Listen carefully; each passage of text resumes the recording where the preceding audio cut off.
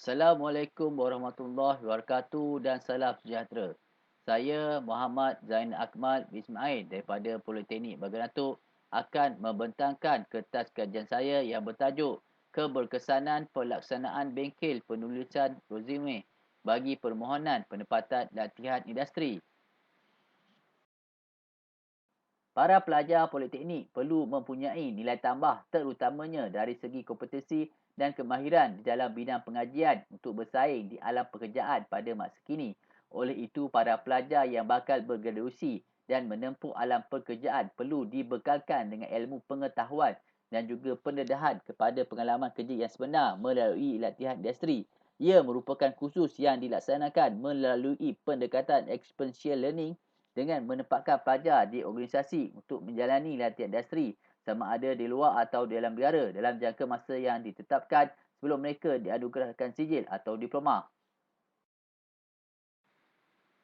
Antara taklimat dan bengkel yang disediakan oleh unit latihan industri PBD sebagai persediaan menjalani latihan industri adalah taklimat latihan industri yang bertujuan untuk memberikan informasi dan panduan kepada pelajar mengenai tata cara untuk memilih dan memohon penempatan serta prosedur berkaitan latihan industri.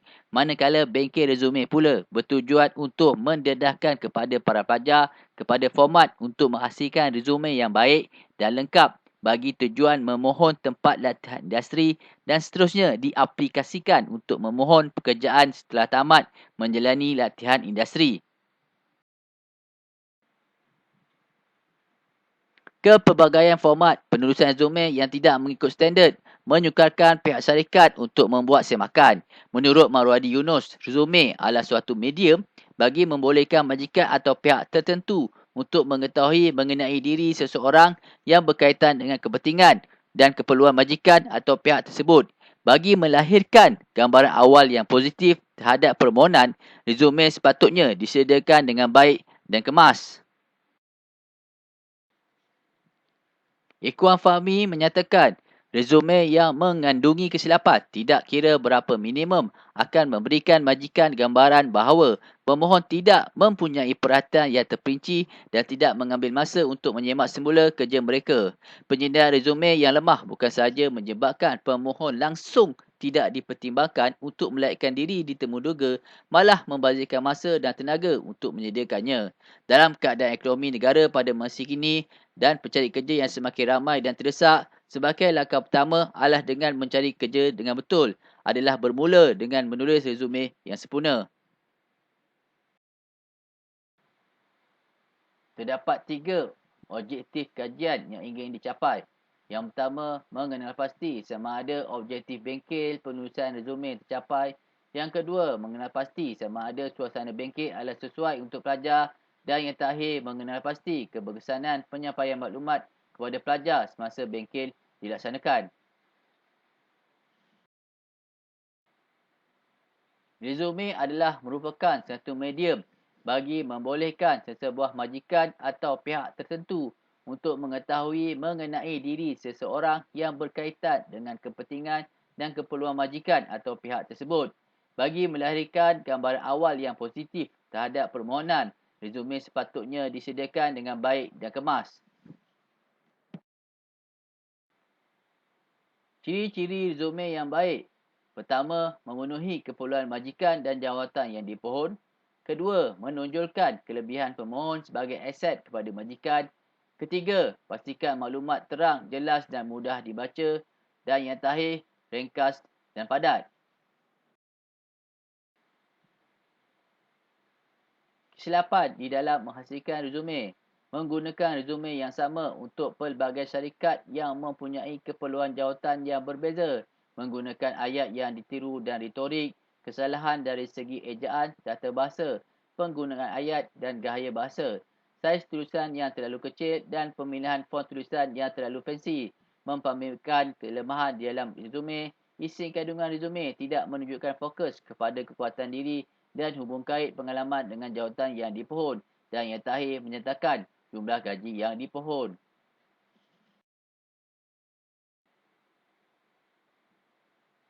Untuk kajian ini, data dikumpul di dalam bentuk kuantitatif.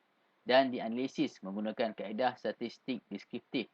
Borang soal sidik digunakan untuk memperolehi maklumat daripada responden. Borang soal sidik telah diadaptasi dan diubah suai daripada borang penilaian keberkesanan latihan PBD MPK ULPL 07-1 Unit Latihan dan Pendidikan Lanjutan Politeknik Bagan Datuk. Responden bagi kajian ini adalah terdiri daripada peserta bengkel penulisan resume dan cover letter yang diadakan pada 2 Ogos 2019. Jumlah peserta adalah sebanyak 30 orang yang terdiri daripada pelajar semester 5 dari program Diploma Seni Bina Kapal. Terdiri daripada 25 orang pelajar lelaki dan 5 orang pelajar perempuan. Instrumen kajian terdiri daripada 3 bahagian. Bahagian A, penilaian tahap pencapaian objektif bengkel, 4 item. Bahagian B, penilaian kesesuaian suasana bengkel, 3 item. Dan bahagian C, penilaian keberkesanan penyampaian maklumat semasa bengkel, 3 item. Dapatan kajian bahagian A iaitu penilaian tahap pencapaian objektif bengkel mencatatkan min keseluruhan bagi skor min sebanyak 4.53, manakala CCMPY sebanyak 0.5083 dan tafsiran tinggi. Untuk dapatan kajian bagi bahagian B, penilaian kesesuaian suasana bengkel, min keseluruhan bagi skor min mencatat 4.47, manakala untuk CCMPY sebanyak 0.5332 pada tafsiran tinggi. Manakala dapatan kajian bahagian C iaitu penilaian keberkesanan penyampaian maklumat semasa bengkel mencatatkan min keseluruhan sebanyak 4.59 untuk skor min, manakala CCMPY 0.50 pada tafsiran tinggi. Melalui kajian ini, kesimpulan boleh dibuat bahawa daripada hasil kajian yang diperolehi menunjukkan min keseluruhan berada pada tahap tinggi bagi ketiga-tiga bahagian. Nilai min yang diperolehi bagi pencapaian objektif bengkel ialah 4.53, kesesuaian suasana bengkel 4.47, keberkesanan pencapaian maklumat 4.59. Ini menunjukkan bahawa penganjuran bengkel ini telah mencapai objektif yang ditetapkan, suasana bengkel adalah bersesuaian dan keberkesanan yang baik dari segi penyampaian maklumat.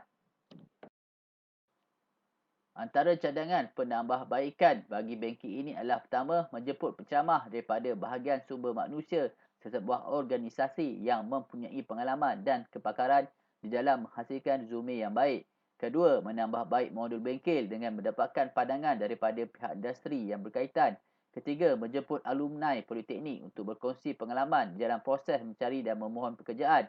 Dan yang terakhir, menerapkan aspek praktikal dengan meminta peserta untuk menghasilkan resume untuk disemak dan diperbaiki oleh penceramah. Sekian, terima kasih. Semoga kajian yang dijalankan dapat memberi manfaat kepada kita semua. Assalamualaikum warahmatullahi wabarakatuh dan salam sejahtera.